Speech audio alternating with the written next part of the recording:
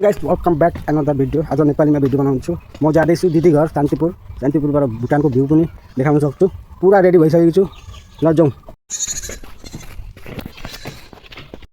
अलिक भित्र पर्छ बङगाउँ, र अटो भेटिँदैन। म चाहिँ हिँड्दै जाँदैछु। हाम्रो चाहिँ बङगाउँ हो, तर अलिक भित्र पर्छ, त्यही भएर अटो गाडी भेटिँदैन। अलिक अगाडि गएर बजार छ, बजारमा भेटिन्छ। र गरम निकै धेरै छ। र हेरिराख्नु भिडियो, लाइक सेयर गर्नु, सब्सक्राइब गर्नु, सपोर्ट गर्नु।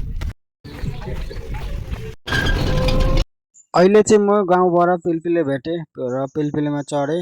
अब बस चढ्न बाँकी छ, गएर बस चढ्ने। अहिले चाहिँ म काजलगाउँमा नाउँ अरू काजलगाउँको भ्यू এইটা দে তো কত টাকা করে 80 এইটা তো मैले दिदीहरूको लागि बुन्दिया भुजा मिस्टी निम्की सब लिएँ र गाडीको वेटिङ गर्दैछु। गाडी आयो भने चढ्छु।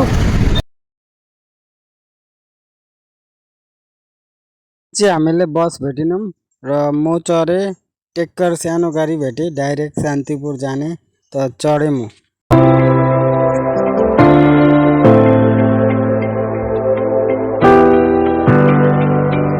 शान्तिपुरको छेउमा रुनी खाटामा रोको एकछिन।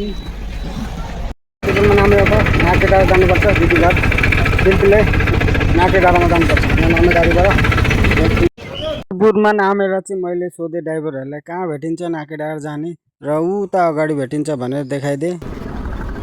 परोठा नास्ता गरेँ। अब नाके डाँडा जानु चाहिँ यहाँ वेटिङ गर्दैछु अटोको। पिलपिले त भेटेँ, तर एकजना भएको कारण 2-3 जना आएपछि जाने अरे दाइहरू। र यहाँ पिलपिले भेटिन्छ, तर 2-3 जना।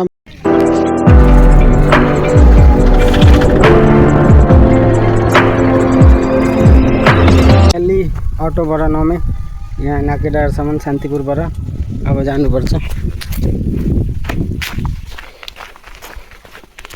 यो भयो घर।